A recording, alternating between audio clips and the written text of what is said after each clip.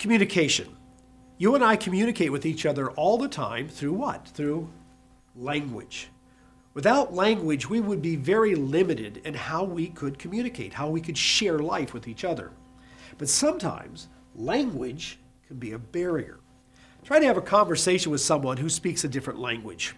And you might be able to communicate a little bit and get a few things across, but you're never going to have a deep, meaningful relationship. You know, there was a time when language was a barrier for the preaching of the gospel because the world was filled with different languages. But the Bible, what we call the Old Testament, those scriptures were basically in Hebrew. And in the first century, the first followers of Jesus Christ, for the most part, spoke Aramaic. But you had a whole world that he told them to go to. In Acts chapter 2, we have the case where on the day of Pentecost, God poured out the gift of languages, the gift of tongues. And it says people from all over the world heard the wondrous words of God in their own languages. Now, many people look at this and really zero in on all the gift of tongues and how that shows the power of God.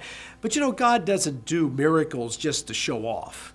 You know, when God does things, he has a reason. The real important part of this passage is why he gave them this gift of languages.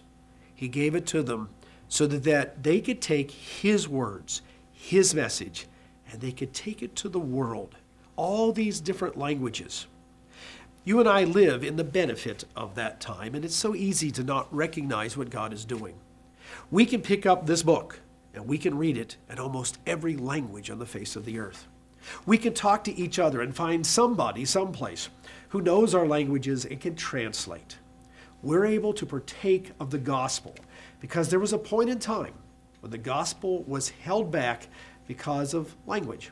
And the Almighty God stepped in and gave the gift of tongues. That's PT Daily. Join us next time.